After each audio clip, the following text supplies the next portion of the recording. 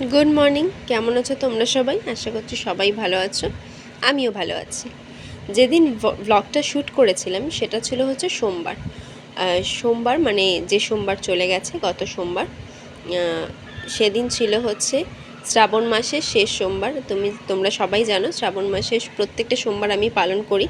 তো সেই দিনকে শেষ সোমবার ছিল, সেদিনকেও আমি পুজো সকালবেলা উঠে স্নান টান করে ভোলানাথের পুজোর জন্য বসে পড়েছিলাম। আর অফিসে একটু বলাই ছিল স্যারকে যে একটু দেরি করে যাব, কারণ অফিস কামাই করাও যাবে না, আবার আমি পুজো না করেও যেতে পারবো না, সেজন্য একটু দেরির কথা আমি আগে থেকেই বলে রেখেছিলাম। যাই হোক, ব্লগটা সোমবারের, কিন্তু দুঃখের বিষয় যে সারাদিনের আমি আর ব্লগ করতে পারিনি, কারণ অফিসে বেরিয়ে গেছিলাম এবং আসতে অনেকটা দেরি হয়ে গেছিলো এবং সেই দিনে আর কিছু করা হয়নি। তাই পরের দিন আমি আবার ব্লগ করেছিলাম। তারপরের দিন ব্লগটা অনেক দিন বাদেই শেয়ার করছি, তার কারণ ঠিক মনটা না ভালো নেই, মানে ব্লগ দেওয়ার মতো সেটা মন নেই, ইচ্ছাও ছিল না ব্লগ কিছু করার।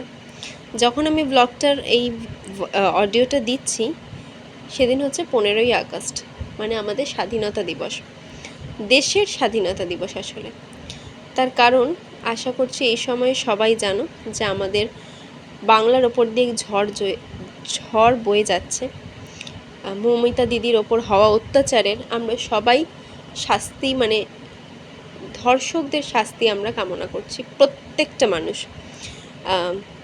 গতকাল রাত্রে 14ই আগস্ট রাত্রে, যে 14ই আগস্ট রাত্রে না 11:55 থেকে যে রাত দখলের লড়াই হয়েছিল মেয়েদের, সেই লড়াইতে আমিও গেছিলাম এবং সারা রাত্রি জেগেছিলাম। সারা রাত্রি পুরোটা না হলেও আমিও ছিলাম। এবং আজ 15ই আগস্টে আমি এই ব্লগটা আমি ভাবলাম না পড়েই আছে ফোনের মধ্যে, তো আমি এটা দিয়েই দিই সেই হিসেবে। আসলে মন টন ঠিক সেরকমভাবে ভালো নেই, তার কারণ বুঝতেই পারছি না যে কি হচ্ছে, কি হওয়া উচিত আর কি হবে।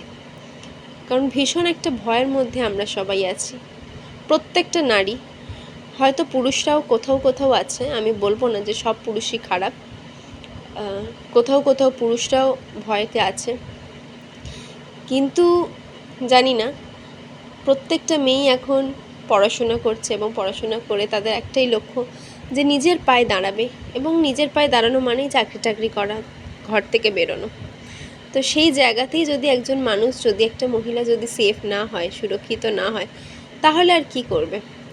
এই প্রশ্ন আমার মনে হয় এখন প্রত্যেকটা মহিলাকেই কুটে কুটে খাচ্ছে, আর সেই প্রশ্ন আমার মধ্যেও আছে।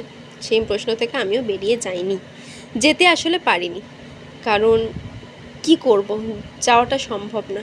এতদিনে রাস্তাঘাটে এসব শুনেছি, কিন্তু আজ একজন অন ডিউটি একজন ডাক্তারের সাথে এরকম হওয়ার প্রত্যেকটা বাংলাবাসীকে পুরো কাঁপিয়ে দিয়েছে। জানি না ভবিষ্যতে আমাদের জন্য কি কি অপেক্ষা করছে, বা আমাদের পরবর্তী প্রজন্মের ভবিষ্যৎ আরও কী কী দেখতে চলেছে, কিন্তু মানে কিছু বলারই নেই। আমি আসলে ভয়েসটা দিচ্ছি, আমি বুঝতেই পারছি না যে কি দেব, কি বলবো, কি বলাটা উচিত আর কি বলা উচিত নয়। যাই হোক, পুজো ঠাকুরকে হয়ে গেছে, শুধু এটাই ঠাকুরের কাছে চাই যে তুমি আমাদের রক্ষা করেছো। জানি না, অনেক সময় না আমার মনে হয় ঠাকুরও হয়তো কিছু করতে পারে না, যদি করতে পারতেন তাহলে হয়তো আজ এই দিনটা আমাদের দেখতে হতো না। শুধু মৌমিতা দিদি বলে না, এর আগেও এরকম ঘটনা ঘটেছে, তার সাক্ষী আমরা সবাই। তো সেটাই, হয়তো এই জিনিসটা হতো না। দ্রৌপদী থেকে শুরু করে আজ পর্যন্ত মেয়েদের ওপর অত্যাচার হয়ে যাচ্ছে। নারী শক্তি বলে হচ্ছে সবচেয়ে বেশি, মানে নারী শক্তিরই আমরা পুজো করি, শক্তি মানেই নারী, কিন্তু সেই নারী সবচেয়ে বেশি এখন অবহেলিত, অপমানিত এবং সবচেয়ে কি বলবো কষ্টদায়ক জায়গায় আছেন।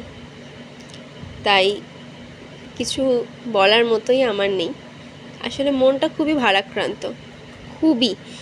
সমানে খবর দেখে যা হচ্ছে, প্রত্যেকটা মানুষই দেখছে, আমিও দেখছি, সমানে খবর দেখছি এবং খবরে বিভিন্ন নতুন তথ্য উঠে আসছে, এবং যখনই সেটা উঠে আসছে তখনই আরও মনে হচ্ছে যে কি হচ্ছে এটা, কোথায় আছি আমরা, আদৌ কি আমরা সুরক্ষিত, কি করব, বাইরে যাব কি বাইরে যাব না।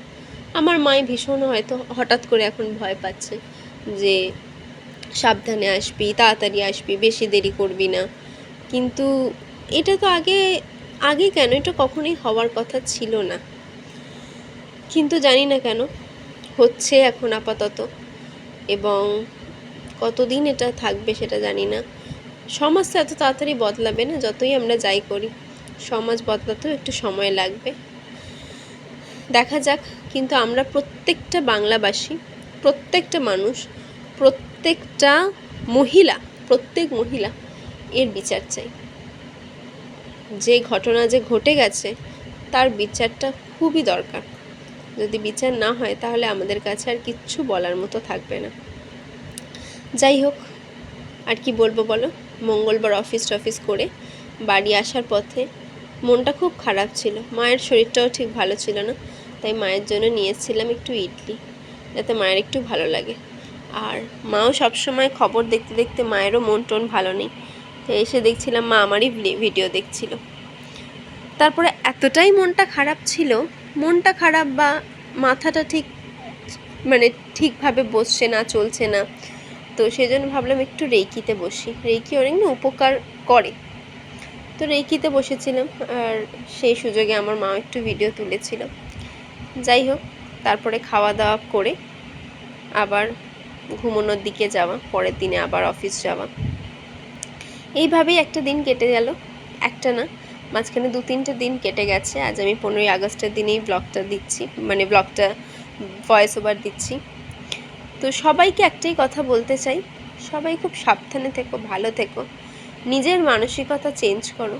কারণ জানি না আর কিছু কেন চেঞ্জ করবো বা কিছুই জানি না, কিন্তু চেঞ্জ করাটা খুব দরকার প্রত্যেকটা মানুষের।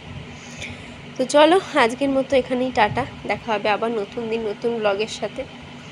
আর অবশ্যই সবার আগে আমরা বিচার চাই, উই ওয়ান্ট জাস্টিস। সত্যি আমরা জাস্টিস চাই। পাশে থেকো, দেখতে থেকো সেটার সাথে সারাদিন।